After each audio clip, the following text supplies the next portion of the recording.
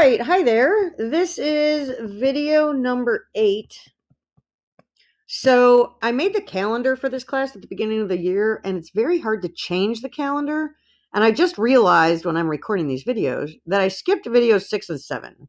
They don't exist. You don't have an error in your notes. Just make sure you go from video 5 to video 8. I'm very sorry. It is my boo-boo, and I was going to actually change everything, and then I decided that was too big a waste of time, and you could just deal with the fact that there's 2 missing videos. So deal with the fact that there's 2 missing videos. This is the first video in chapter 3, section 1.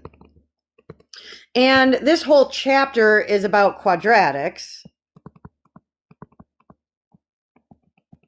which, just kind of an FYI, are always in the form ax squared plus bx plus c equals 0. That's considered standard form,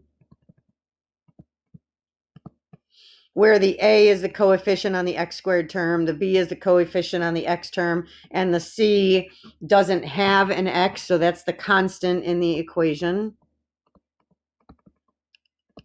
And these actually are named. The x squared term is called the quadratic term. So just some information that I feel you should know about quadratics.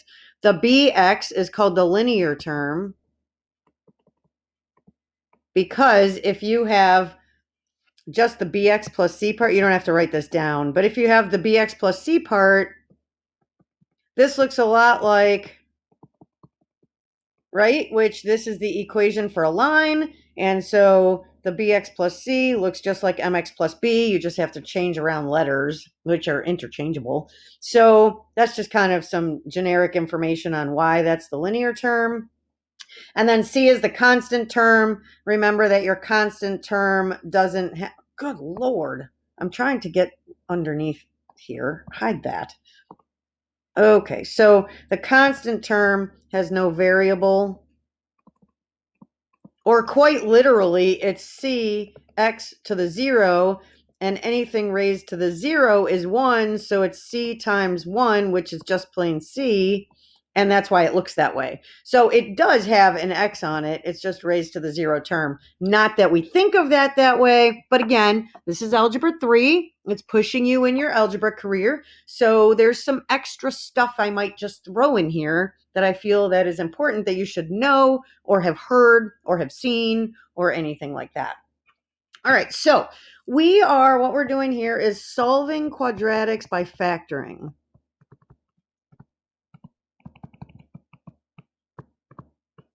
And this will be a short little video because you already know how to factor.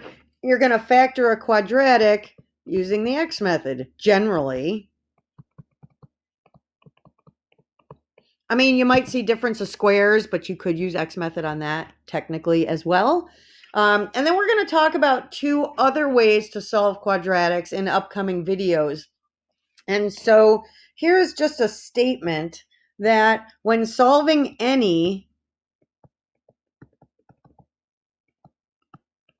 equation, it must be equal to 0.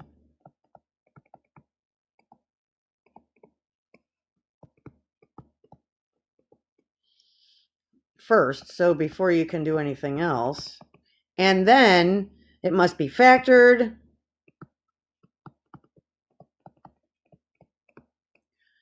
or some other method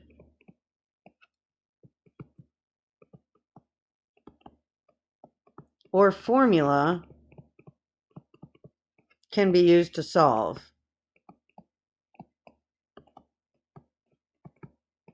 And so what we're saying here, we want x equals something, right? We want however many answers to the problem we can get. And just kind of a little piece of information. The number of answers to a problem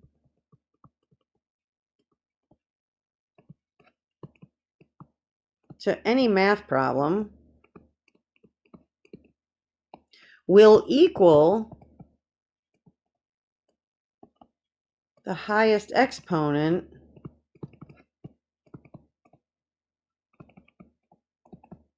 in that problem. So that's just kind of a side note, something for you to keep in mind. So if, for example, you see x to the second plus 5x minus 6, the highest exponent is 2, so this will have 2 answers. I forgot how to spell there for a second. If you have x to the fourth plus 3x cubed plus 2x squared plus x plus 1, the highest exponent is 4. This will have 4 answers. Okay, they won't always be real answers. They might be imaginary, but it will have 4 answers. So the degree, the highest exponent, is how many answers you will always get in a problem when you're dealing with these things.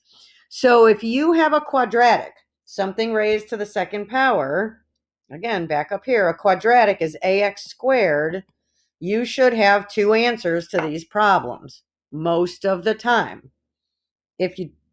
We won't even talk about if you don't. You will always have 2. They might be the same, but you're going to have 2. So that brings me to another topic or word that you may or may not be familiar with in math, and that is multiplicity. So we need to talk about just some basic info on quadratics. So multiplicity is the number of times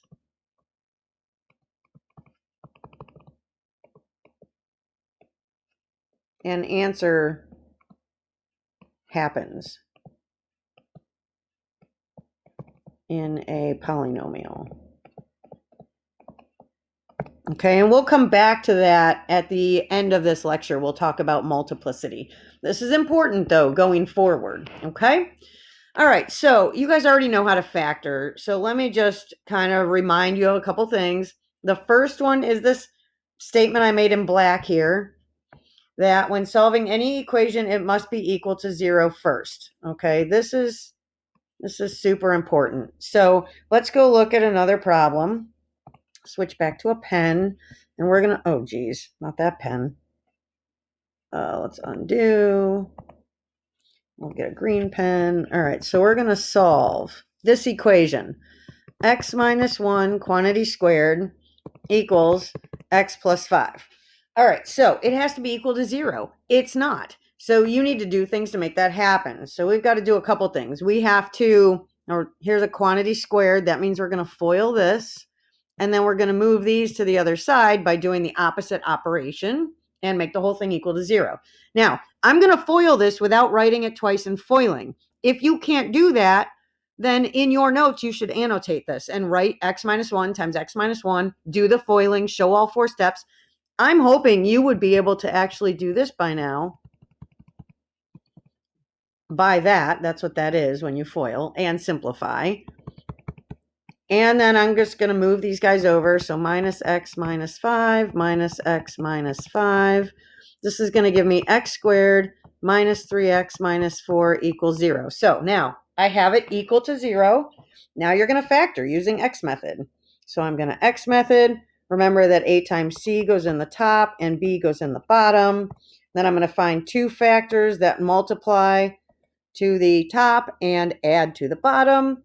And then I'm going to divide by a and divide by a and simplify if possible. You can't here. So this one becomes x minus 4.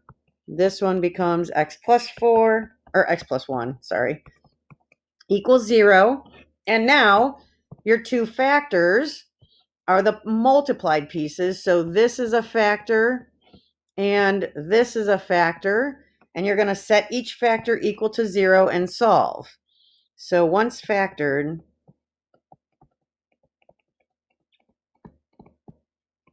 set each factor equal to 0 and solve. So we're going to go x minus 4 equals 0, x plus 1 equals 0, and then I'm going to add a 4, add a 4. I am not always going to show this step. I'm going to expect that you can do that. And then I'm going to subtract a 1, subtract a 1. And these are my 2 answers. So these are both answers. And each one has a multiplicity of 1. They occur only one time as an answer. So x equals 4, is an answer. Now, let's be clear. We can start with the answers and rewrite them as a factor and get back to the original problem. You're going to be asked to do that in the next section. So you can take your answer, write it as a factor. How? By moving the answer to the other side, and that makes it a +1. And then you just FOIL this out and you get this guy. So we're going to be going backwards in the next step, in the next section. So just so you know that that's going to happen. But these are pretty straightforward. You know how to factor, you know how to set things equal to 0 and solve. So this is just kind of putting it all together and reminding you of a few things.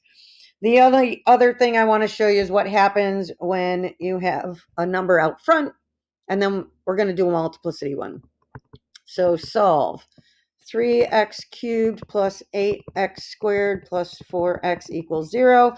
Well, this one, it's not in quadratic form because your factors or your exponents don't match up, right? However, you can take a GCF out of this first, and need to. Anytime you can take a GCF out, you have to. So we can take an x out as a GCF. That leaves us 3x squared plus 8x plus 4 equals 0. Now you're going to factor with x method just the part that's in parentheses. So I'm going to have a 12. Remember, that's a times c, and an 8. What multiplies to 12 but adds to 8 is 6 and 2. Divide by the a term, and we're talking this polynomial. This one's gone after you factor the GCF out. So my 3 is the a. And then don't forget to reduce these if you can. 2 over 1, that's what I'm going to use. This one doesn't reduce, so I'll use this guy. We're going to bring this x down. It's in the answer. The left-hand circle here becomes x plus 2. The right-hand one becomes 3x plus 2. And now I have 3 factors, right? Just to be very clear, the x is a factor by itself. The x plus 2 is a factor by itself. And the 3x plus 2 is a factor by itself. Remember, early on also, I said that you will have the number of answers as the highest exponent in the polynomial equation. In our original one, this was 3, so we should have 3 answers. That makes a lot of sense. Now remember, you set your factors equal to 0. So this guy just gets set equal to 0. 0 can be an answer. That's allowed to happen. This guy, x plus 2 equals 0 becomes x equals -2. And this guy becomes x equals -2/3. So these can also be fractions. That's fine. If you were not doing these in varsity, varsity will check them for you, right? You hit enter. It says, hey, you got 2 of 3 right. If you were doing these longhand, AKA maybe a college class at some point in time, you should go back and check these and make sure they all actually work. I mean, 0, you can do in your head. You put 0 in for any x, you get 0. 0 equals 0, right? And then you can go through and do those. But I would highly recommend. So you have 3 answers, each with a multiplicity of 1, because they all happen one time.